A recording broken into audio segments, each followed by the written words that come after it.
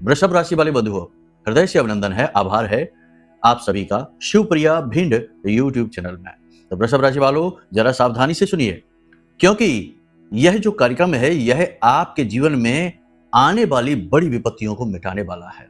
जी हाँ बंधुओं, रात्रि के समय एक विशेष निश्चित वैदिक समय और काल पर, जो शास्त्रों में बताया गया है, उस समय और काल पर आपके घर में एक आत्मा, एक प्रेत, एक पिशाच रोज आता है। अब आप सोचेंगे कि ये क्या कह रहे हैं गुरुजी, ऐसा तो हमने कभी सुना ही नहीं, समझा ही नहीं। तो जो बातें हम आपको आगे बताने जा रहे हैं, उन बातों को जब आप पूरी गहराई से समझेंगे तो हर बात आपको स्पष्ट हो जाएगी। ये पिशाच, ये प्रेत कौन है, ये आत्मा कौन है, क्या चाहती है आपसे, क्यों आपके घर आ रही है, क्या है इसका मुख्य कारण, और कहीं ये आपको बहुत बड़ी घात, बहुत बड़ी चोट तो नहीं पहुंचाने वाली है। बहुत सारी बातें हैं जो इस कार्यक्रम में आपको बताएंगे। बंधुओं, ये कार्यक्रम जो हमने बनाया, इसे बनाने से पहले बहुत सोच विचार किया। सोच विचार करके हमने अंतिम निर्णय ये लिया, पहले मन नहीं था बनाने का, सच बता रहे हैं, क्योंकि इस तरीके की बातें करने में थोड़ा झिझक लगती है। लोगों को लगता है कि कहीं उन्हें बरगलाया तो नहीं जा रहा। तो हमने सोचा कि एक पतली सी लाइन लेकर चलते हैं, चीजों को समझाने की कोशिश करते हैं, क्योंकि निगेटिविटी के बारे में बताना, समझाना भी बहुत महत्वपूर्ण होता है। सारी बातें शास्त्र सम्मत करेंगे, नियमों के आधार पर ही चर्चाएं होंगी। हर बात को पूरी गंभीरता के साथ आपको भी समझना होगा, क्योंकि यह आपके जीवन की बात है। बहुत ही महत्वपूर्ण संकेत देंगे हम, प्रमाण देंगे, जो हमारी कही हर बात को सिद्ध करेंगे, साबित करेंगे। ठीक है, आपके जीवन से जुड़े हुए संकेत होंगे। आपका पूरा ध्यान यहां होना चाहिए, ठीक है, तभी तो एक सही तालमेल बनेगा।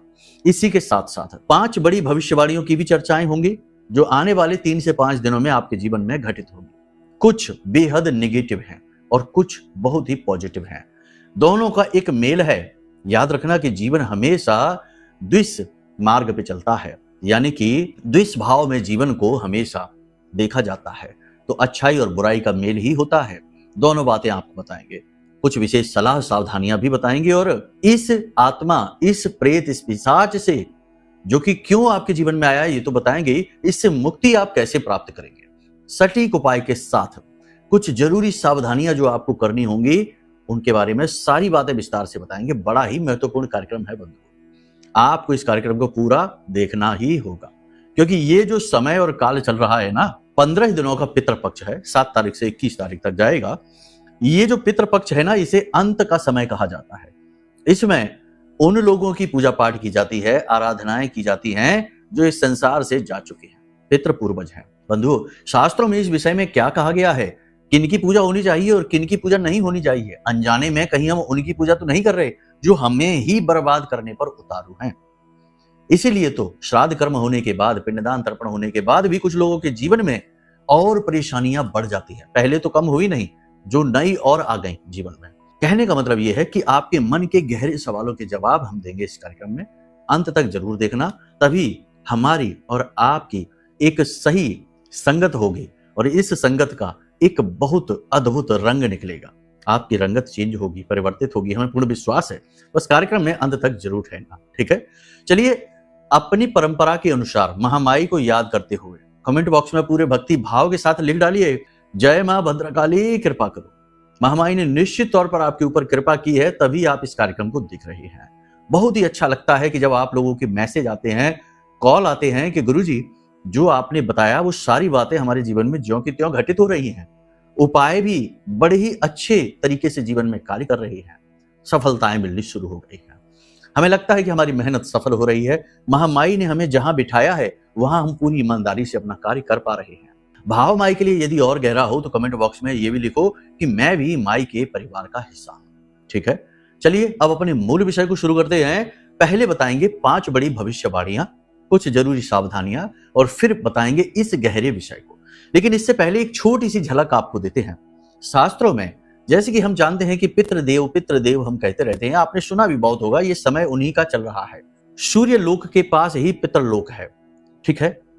गरुड़ पुराण में ऐसा लिखा है कि सूर्य की किरणों पर सवार होकर पितृ देवताओं की ऊर्जा मृत्यु लोक तक आती है भगवान विष्णु के आदेश से। ये 15 दिन का पक्ष है जहां विष्णु भगवान योग निद्रा में डूबे हुए हैं। ये चतुर्मास का समय कहा जाता है। अलग अलग देवी देवता कार्यभार संभालते हैं, तो ये 15 दिन का जो कार्यभार है इस संसार के संचालन का, ये पितृ देवताओं के ऊपर होता है ना। यानी कि इस समय इस संसार के अधिपति मालिक पितृ देवता हैं।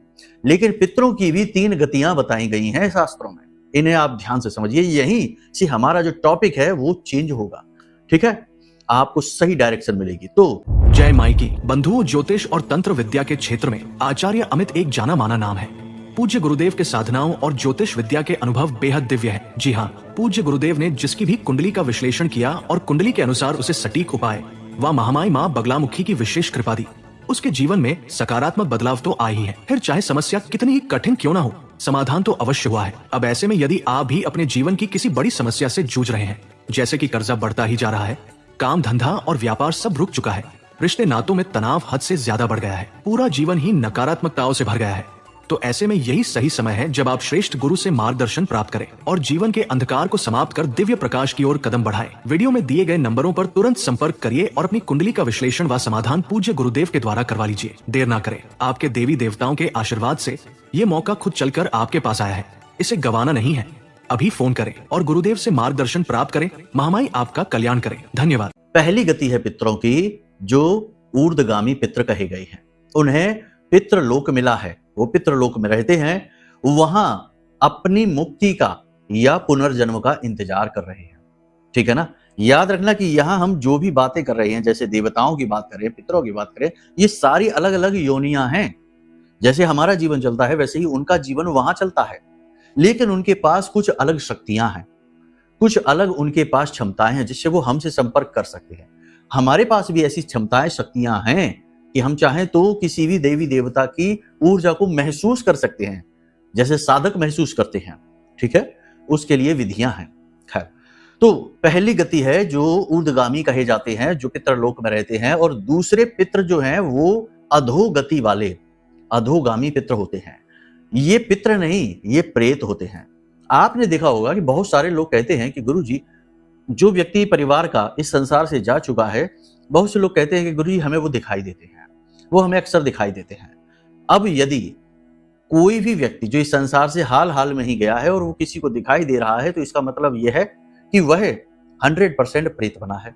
क्यों? इसका कारण क्या है? अगर वह सदगति वाला होता तो सीधा पितरलोक जाता। यदि वह तीसरी गति का, जैसे हमने तीसरी गति के बारे में बोला, 3 गतियों के बारे में, एक होता है मुक्त पित्र, ठीक है ना, वो सीधे मुक्त होते हैं, वो कभी किसी को नहीं दिखाई देते, ना ही जन्म और मृत्यु के चक्करों में फंसते हैं, वो मुक्त होते हैं, उन्हें मुक्ति प्राप्त हो जाती है, ईश्वर तत्व में विलीन हो जाते हैं। कह सकते हैं कि सतलोक में, जी हाँ, जहां भगवान रहते हैं सर्वोपरि परम ऊर्जा के रूप में, वहां पर वे विलीन हो जाते हैं। तो उनकी बात ही छोड़ दो, वो तो एक अलग ही टॉपिक हो गया, ठीक है। तो जो आपके पितृ आपको दिखाई दे रहे हैं वो यहीं घूम रहे हैं, वो गए नहीं है ऊपर। जब तक उनकी ऊर्जा तीव्र है, प्रेत बने हुए हैं, आपको वो दिखते रहेंगे। अपनी इच्छाओं, कामनाओं की पूर्ति के लिए वो आपकी ही ऊर्जा का प्रयोग करेंगे, किसी और की नहीं, क्योंकि उनका आपसे भावनात्मक जुड़ाव बहुत गहरा है। इसीलिए जो भी पितृ नहीं बनते, प्रेत बनते हैं, वो अपने ही परिवार को परेशान करना शुरू कर देते हैं। बहुत सारे ऐसे हमने देखे हैं अपने जीवन काल में। बहुत सारे लोग आते हैं जो कहते हैं कि शुरुआत में तो दिखने शुरू हुए, बाद में उन्होंने सपनों में आके उल्टी सीधी मांगे करनी शुरू कर दी। बोले हमारी स्थापना कराओ, हमारी पूजा प्रारंभ करो। भला कोई पितृ या प्रेत ये कहेगा कि हमारी स्थापना करो और हमारी पूजा कराओ? ये तो वही करेगा जो कि अपनी शक्ति को बढ़ाना चाहता है, आपकी ऊर्जा, आपकी पूजा से। समझ रहे हैं आप हमारी बात? कहने का मतलब ये है कि ये बहुत बड़ा मेल है, बहुत बड़ी जरूरत है आपको समझना। यदि आप इन चीजों को मानते हैं, और नहीं मानते हैं तो कोई बात नहीं है, ठोकरें खा खा के समय तो आपको ये सारी चीजें मनवा ही देगा।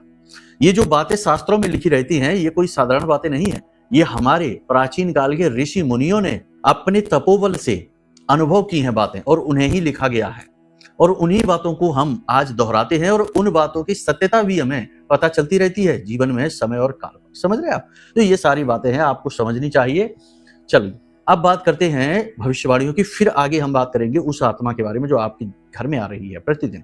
क्या है, क्यों है, कैसे छुटकारा मिलेगा, अच्छी है बुरी है, ये भी बताएंगे, ठीक है। तो ध्यान से समझिए। पहले बात करते हैं भविष्यवाणियों की। कार्य क्षेत्र में विरोधी आपके कमजोर पड़ेंगे। ठीक है, अच्छी खबर है ये। जहां भी आप कार्य कर रहे हैं, चाहे आपका बिजनेस है, व्यापार है, नौकरी है, आपके विरोधी जो हैं, कॉम्पिटिटर्स हैं, जो आपसे जलने वाले हैं, शत्रु हैं, वो कमजोर पड़ने लगेंगे। लेकिन आप भी कमजोर पड़ेंगे। बिजनेस व्यापार मंदा हो जाएगा, नौकरी में मेहनत बढ़ जाएगी, लेकिन प्रतिफल मिलने कम हो जाएंगे। ठीक है, आपके करियर में ये एक बड़ा मोड़ हो सकता है। कैसा मोड़? नेगेटिव भी हो सकता है, पॉजिटिव भी हो सकता है। कहने का मतलब यह है कि करियर की गति अभी बहुत धीमी है। ऐसे में आपको कुछ जरूरी सावधानियां रखनी है। पहली तो ये कि आपको जो काम दिए जा रहे हैं या आपके स्वयं के बिजनेस व्यापार के लिए जो सबसे जरूरी कार्य हैं, उन कार्यों को करते जरूर चलें। आप धीमे ना हो, कमजोर ना पड़े, आलस ना करें। ठीक है, और मन में भी निराशा आप ना भरें। हालांकि आपके मन में थोड़ी बहुत निराशा आएगी, एक अनजाना सा डर भय आपके मन में रहेगा, कुछ अनहोनी होने का डर आपको लगातार सताएगा। लेकिन ये सारी चीजों को साइड में रख के आपको पॉजिटिव रहना है और अपने कार्यों को पूरी ईमानदारी से करते रहना है। दूसरा कि आपको किसी को भी उधार पैसे नहीं देने हैं। ठीक है, ये एक बहुत जरूरी कार्य है जो आपको करना ही है। यानी किसी को पैसे नहीं देने हैं। कोई आपसे मदद मांगने आएगा, कोई आपसे उधार मांगेगा, बहुत सोच समझकर ही निर्णय लेना है। अब हम यहाँ पर निषेध नहीं कर रहे हैं इस चीज को, क्योंकि हो सकता है कि सचमुच में ही किसी को जरूरत पड़े, लेकिन जरूरत पड़े तो बहुत छोटी सी रकम ही किसी को उधार देना, जिससे आपका बजट न खराब हो, आपके ऊपर उसका ज्यादा प्रभाव ना पड़े। एक और सबसे महत्वपूर्ण बात है, कुछ लोग यहाँ पर ये पूछते हैं, हमारे पास फोन आते हैं और हमसे प्रश्न पूछते हैं लोग कि गुरुजी, ये जो पितृपक्ष चल रहा है, क्या इस पितृपक्ष में पूजा पाठ नहीं करनी है, कुंडली विश्लेषण नहीं कराना है, और हम एक जो कवच हमने बनाया है आप लोगों के लिए, महामाई का ब्रह्मास्त्र विद्या मां बगलामुखी का कवच है, ये कवच नहीं खरीदना है? तो हम आपको बता दें कि आपके मन का संशय दूर कर देते हैं। दो तरीके के कार्य होते हैं, एक मांगलिक कार्य और एक धार्मिक कार्य। तो मांगलिक कार्य का मतलब होता है जिनमें कि हम मुहूर्त निकालकर कार्य करते हैं।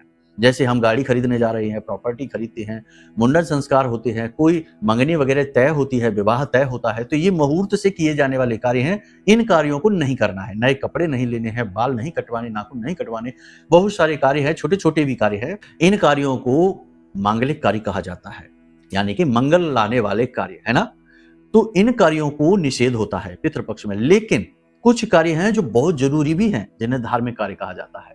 जैसे पूजा पाठ करना, विशेष अनुष्ठान करना, विशेष क्रियाएं करना, पितरों को प्रसन्न करने के लिए, पितरों का आशीर्वाद प्राप्त करने के लिए कुछ बड़े उपाय करना, क्रियाएं करना, अनुष्ठान करना, ये तो जरूरी है, ये तो करना ही होगा, ये समय काल ही इसका है। अपनी कुंडली का विश्लेषण कराना भी एक बहुत महत्वपूर्ण कार्य है। क्यों? इसका जवाब सुनिए, आपको पता चल जाएगा। कुंडली में किसी किसी की कुंडली में किसी विशेष प्रकार का पितृदोष निकलता है। बृहस्पति का पितृदोष है, मंगल का पितृदोष है, शनि का पितृदोष है, राहु का पितृदोष है। और ये जो पितृदोष होता है, ये समय समय के अनुसार जैसे जैसे समय गुजरता है जीवन में बाधाएं बढ़ाता जाता है। इसीलिए आप देखते हैं कि कुछ लोगों का जीवन है वो स्ट्रगल में ही चलता है। वो लाख मेहनत करते हैं, खूब प्रयास करते हैं, दिमाग लगाते हैं, पैसा लगाते हैं, लेकिन सबके बावजूद भी संघर्ष हैं जो वो समाप्त ही नहीं होते हैं। तो जो स्ट्रगल समाप्त ना होने वाली बात। दूसरा, मान सम्मान भी प्राप्त नहीं होता है। समझ रहे आप? यानी कि जो भावनात्मक संतोष है वो भी नहीं मिल रहा है, पैसा भी नहीं आ रहा है, करियर भी स्टेबल नहीं है और स्वास्थ्य भी खराब होने लग जाता है। तो ये जो पितृदोष है जो ग्रहों से निकलता है, इसे इस समय काल पर यदि आपने जान लिया, और जानेंगे कैसे? कुंडली दिखवाने के बाद, है ना। तो कुंडली दिखवाने के बाद आपको पता लग गया कि आपको शनि से पितृदोष है या बुध से पितृदोष है, तो व्यापार डूब रहा है। शनि से पितृदोष है तो स्वास्थ्य खराब हो रहा, पैसा नहीं आ रहा है। राहु से पितृदोष है तो झूठे लांछन लग रहे हैं, आरोप लग रहे हैं, आपके फैसले गलत साबित हो रहे हैं, आप भ्रमित हो रहे हैं, मतलब कि अलग अलग प्रकार के पितृदोष। तो आपको जब पता लग जाएगा तो उसके कुछ विशेष उपाय होते हैं जो हम आपको देंगे अगर आप हमसे कुंडली विश्लेषण कराते हैं। तो उन उपायों को जब आप करेंगे तो इस पितृपक्ष में उस पितृदोष के समाप्त होने की पूर्ण संभावना है, क्योंकि ये पक्ष है ही पितरों के लिए। आपके पितृ आपसे पूर्ण रूप से संतुष्ट हो जाएंगे और उस विशेष ग्रह से जो पितृदोष आ रहा है वह भी समाप्त हो जाएगा, याद रखना। तो ऐसे में कुंडली दिखवाना बेहद आवश्यक कार्य है, इसे जरूर करना चाहिए, है ना। मन की कुछ शंकाएं समाप्त हुई, धार्मिक कार्य करने हैं, अनुष्ठान करने हैं, कुंडली विश्लेषण कराना है, कवच भी खरीदना है, क्योंकि कवच क्या है, ऐसे में ये पितृपक्ष जो आया है चंद्र ग्रहण से शुरू हो रहा है, सूर्य ग्रहण पर समाप्त हो रहा है। शास्त्रों में कहा जाता है कि इस प्रकार का जो पितृपक्ष होता है, ऐसे में नेगेटिव एनर्जी, जो नेगेटिव एनर्जी होती है, नकारात्मक ऊर्जा होती है, पिशाची शक्तियां होती हैं, प्रेत होते हैं, ये अति बली हो जाते हैं, क्योंकि यहाँ चंद्र पीड़ा से शुरू हुआ है और सूर्य पीड़ा पर समाप्त होगा। तो ऐसे में नेगेटिव एनर्जी अति बली हो जाती है। तो इससे छुटकारा आपको कौन दिलाएगा? आपको अपनी सुरक्षा चाहिए, आपका सुरक्षा घेरा मजबूत होना चाहिए। तो ऐसे में जो सिद्ध जन होते हैं, जो साधक होते हैं, उनके द्वारा निर्मित की गई चीजें आशीर्वाद के तौर पर रक्षा कवच का कार्य करती हैं। तो ये जो रक्षा कवच है, ऐसे समय और काल पर तो अत्यंत आवश्यक है खरीदना। समझ रहे हैं ना आप? हम ये नहीं कहते कि आप हमसे खरीदिए, कोई अन्य पवित्र गुरुजन हैं जो आपको उन पर पूर्ण विश्वास है, भरोसा है, तो उनसे कुछ ऐसी चीज मांग लीजिए जिसमें उनकी साधना का बल लगा हो। ठीक है, ये तो सिर्फ बात ऐसी है कि भाई इन चीजों की आवश्यकता है, क्योंकि हम ये देख रहे हैं कि लोग बड़े भ्रमित से हैं, उन्हें समझ नहीं आ रहा कि वो क्या काम करे क्या ना करे।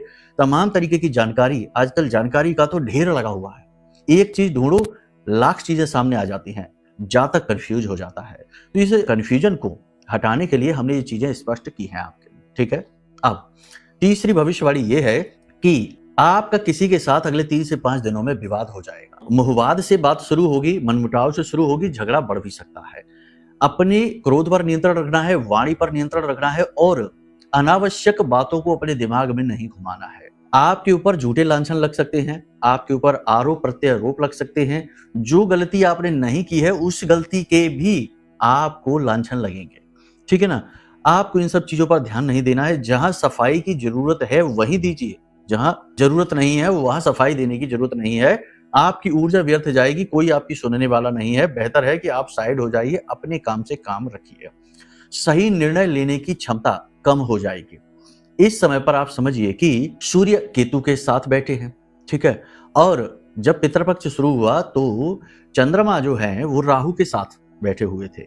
यानी कि ये फिर से स्थिति वही बन रही है कि इस समय पर आपको दिमाग में धुंध सी छाएगी, विचार शून्यता का एहसास होगा, मन में आपको नेगेटिविटी बहुत ज्यादा भरी रहेगी, चीजों पर आपको जल्दी से विश्वास नहीं होगा। कोई कुछ कहेगा जो आपका अपना होगा, हितकर होगा, उसकी बात पर विश्वास नहीं होगा। लोगों की चिकनी चुपड़ी बातें सुनकर आप बहक जाएंगे। अपने पूर्ण बौद्धिक बल का आप प्रयोग नहीं कर पाएंगे। निर्णय लेने में आप पूरी तरह से अक्षम होंगे। इसी के साथ साथ आपके कैरियर, आपके बिजनेस, व्यापार में जो धीमापन आ गया है, स्लो मोशन आ गया है, इसके चक्कर में भी आप थोड़े से टेंशन में रहेंगे, परेशान रहेंगे। लेकिन कहीं ना कहीं आपके अंदर जागृति का भाव रहेगा, कुछ नया, कुछ अच्छा करने का भाव रहेगा। इसलिए पूर्ण रूप से नेगेटिव आप नहीं होंगे। जब आप भारी निराशा का अनुभव करेंगे तो आप इस निराशा से बाहर निकलने के मार्ग भी स्वयं ही तलाश लेंगे। भजन सुनेंगे, भगवान के खुद भजन गाएंगे, करेंगे और कथा वगैरह सुनेंगे, प्रवचन सुनेंगे, संत जनों की वाणी सुनेंगे और पूजा पाठ अनुष्ठान में भी अपनी रुचि जगाएंगे। कुछ विशेष उपाय और क्रियाएं भी करेंगे जो आपको सहायक बनकर नेगेटिविटी से बाहर निकलने का मार्ग अवश्य ही देंगे। ठीक है, कहने का मतलब यह है कि आप अपने आप को अच्छी तरह से संभाल पाएंगे। अब यहाँ पर आपको 3 बातों का विशेष ख्याल रखना है। पहला ये कि किसी को उधार पैसे नहीं देना है, अपने बजट का विशेष ख्याल रखना है। दूसरा ये कि वाहन आदि, गाड़ी वगैरह जो है ना, वो किसी को नहीं देनी है। अपना वाहन स्वयं चलाएं, किसी और का वाहन ना चलाएं, दुर्घटना होने के पूर्ण आसार हैं। तीसरा ये कि शरीर में थकान, कमजोरी, स्थूलता, कार्य न करने की इच्छा और भारीपन बहुत अधिक महसूस होगा। नेगेटिविटी बहुत ज्यादा बढ़ी हुई सी रहेगी, ऐसा लगेगा जैसे बुखार सा चढ़ा हुआ है। तो ऐसे में आपको अपनी सेहत का विशेष ख्याल रखना है। खान पान समय से करें, योग प्राणायाम अवश्य करें, सुबह सोकर समय पर जागें, सूर्योदय से पहले जागें और विशेष कसरत, योग प्राणायाम ये तो करें ही, साथ ही सूर्य देवता को अर्घ्य अवश्य दें। इसी के साथ साथ पितृ देवताओं को भी जल समर्पित अवश्य करें। हमने आपको बताया था शुरुआत के कार्यक्रमों में ही कि पितृ देवता को, चलो नहीं पता है कोई बात नहीं, आज आप देख रहे हैं, जैसे ही सूर्य देवता को जल समर्पित करें तो अगले लोटे में जल लेकर शुद्ध जल लेना है, स्वच्छ जल लेना है, थोड़ा सा उसमें गंगा जल डालना है, थोड़े से चावल डालने हैं, थोड़ा सा कच्चा दूध डालना है और इस जल को आपको दक्षिण दिशा की ओर मुख करके पितृ देवताओं को समर्पित करना है। जब आप पितृ देवताओं को जल समर्पित कर रहे हो तो इस एक मंत्र का, इसे पितृ गायत्री मंत्र कहते हैं, इस एक मंत्र का उच्चारण आपको अवश्य ही करना है। मंत्र आपके मोबाइल की स्क्रीन पर दिखाई दे रहा है, इस मंत्र को जरा ध्यान से सुनिए। ओम पितृगणाय विद्महे जगत धारिणी धीमहि तन्नो पित्रो प्रचोदयात्। इस मंत्र का आपको लगातार उच्चारण करना है, कम से कम 21 बार। आपका पितरों के लिए यह जो तर्पण है सफल हो जाएगा। ठीक है, अब ध्यान से सुनिए कि हमने जो बताया था कि आत्मा है, नेगेटिव एनर्जी है जो आपके घर में, तो हमने पहले ही कह दिया कि ये जो पितृपक्ष है ये अच्छा नहीं माना जाएगा, है ना, थोड़ा नेगेटिव है, क्योंकि यह चंद्रमा के ग्रहण से शुरू हुआ है, सूर्य ग्रहण पर समाप्त होगा। दोनों ही देवता हैं, दोनों ही शुभ मंगल के कारक हैं जीवन में, तो इसे अच्छा नहीं, ऐसे में नेगेटिव एनर्जी। तो अब आपके आसपास यदि किसी प्रकार की नेगेटिव एनर्जी है, इसका प्रमाण क्या है आप समझिए। देखो, रात को 11 बजे से 1 बजे के बीच आपकी नींद यदि खुल रही है, जैसे ही पितृपक्ष प्रारंभ हुआ आपको कुछ विशेष पितृ दिखने शुरू हो गए हैं, कोई रिश्तेदार आपके सपने में दिखने शुरू हो चुके हैं, रात को 11 से 1 के बीच नींद खुलने लगी है, आपका मूड अचानक खराब होने लगा है, काम आपके बिगड़ने लगे हैं, अचानक से दुर्घटना हो जाती है, अचानक से बीमारियां आ जाती हैं, स्वास्थ्य सही नहीं रहता, ठीक नहीं रहना, खराब होने लगा है और काम आपके बिगड़ने लगे हैं, आपके फैसले गलत साबित होने लगे हैं, झूठे आरोप लांछन आपके ऊपर लग चुके हैं। इसी के साथ साथ आपका स्वास्थ्य बुरी तरीके से खराब होने लगा है, यानी अत्यंत कमजोरी का एहसास आपको होने लगा है, नींद लेने में समस्या आती है, डरावने सपने आते हैं। तो ये सारे प्रमाण हैं कि आपके आसपास नेगेटिव एनर्जी है, या यूं कहें हर एक व्यक्ति के घर में इस समय पितृदेवों का वास है। लेकिन रात्रि के समय यह जो पितरों का समय काल होता है यह अति प्रबल होता है, प्रेतों का भी आगमन घर में होता है। यदि रात्रि को 11 बजे और 1 बजे के बीच में आपको बहुत ज्यादा भय लगता है, नींद नहीं आती है, नींद आती भी है तो टूट जाती है, आवाजें सुनाई देती हैं, तो ये सारे संकेत हैं। बदबू सी घर में आती है अचानक से इसी समय और काल पर, तो ये संकेत हैं कि कोई प्रेत, कोई पिशाच आपके घर में आता है। आपको क्या नहीं करना, घर में गंदगी नहीं रखनी है, नशीले पदार्थ घर में नहीं रखने हैं, और सबसे बड़ी बात कि गूथा हुआ आटा इस समय और काल पर भूलकर भी अपने घर में नहीं रखना है रात्रि के समय में, वरना प्रेतों का आगमन ऐसा ही होता रहेगा, रुक नहीं सकता है। अब आपने देख लिए संकेत, इन संकेतों के आधार पर आप खुद ही समझिए, अंदाजा लगाइए। अब एक उपाय आपको बता देते हैं, इस उपाय को आपको करना है, इससे यदि कोई प्रेत आपके घर में आता है तो वह आना बंद हो जाएगा, केवल पितृ आएंगे यानी अच्छी आत्माएं आएंगी। और यदि कोई प्रेत पिशाच आना चाहता है, क्योंकि अभी तो पितृपक्ष चलेगा, तो वह आने का विचार त्याग देगा, क्योंकि आपकी सुरक्षा मजबूत हो जाएगी। ठीक है, तो आपको क्या करना है, आपको एक पोटली बनानी है, काले रंग का एक कपड़ा लेना है, उसमें आपको श्वेतार्क की जड़, ठीक है ना, आक का पौधा होता है, सफेद आक का पौधा, इसका फूल भोलेनाथ को चढ़ाया जाता है, इसमें दूध निकलता है, पौधे को, पत्ती को तोड़ेंगे तो उसमें दूध निकलता है, जहरीला होता है, थोड़ा उससे सावधानी से प्रयोग करना। ठीक है, तो उसकी थोड़ी सी जड़ का टुकड़ा, एक काली हल्दी की गांठ, 4 काली मिर्च के दाने, 1 लौंग का जोड़ा, इतनी सामग्री, और थोड़ा सा कपूर भी, हाँ, भीमचनी कपूर।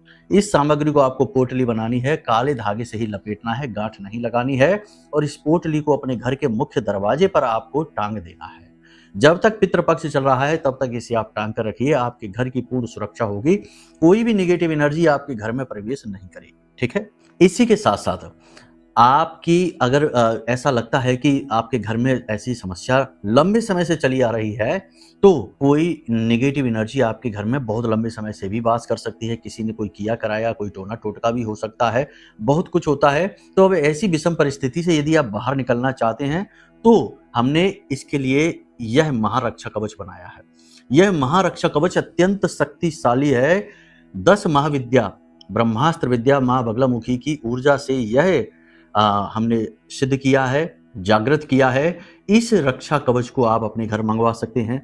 जैसे ही यह आपके घर पहुंचेगा तो चाहे कितनी ही भयानक से भयानक तंत्र मंत्र, नकारात्मक ऊर्जा या प्रेत पिशाच आपके घर में हो, वो तुरंत आपके घर को छोड़कर भागेंगे, क्योंकि आपके आसपास और आपके घर के आसपास एक विशेष रक्षा कवच निर्मित करेंगी देवी, और उस रक्षा कवच का नाम होता है बालगा कवच। जिसने भी इस कवच को धारण किया है उसके चेहरे पर मुस्कुराहट आई है, जीवन में उन्नति आई है, और नेगेटिविटी से पूरी तरह से उसे मुक्ति प्राप्त हुई है। बहुत अच्छे अच्छे अनुभव लोगों ने बताए हैं। कुछ लोग कहते हैं कि गुरुजी, हमें जब ये रक्षा कवच प्राप्त हुआ तो हमारे भाव बदलने लगे, हमारी आंखों से आंसू आने लगे, बहुत शक्तिशाली है। हमने अपने जीवन भर की साधना का बल इसमें डाला है। तो आप इस रक्षा कवच को ऑर्डर कर सकते हैं।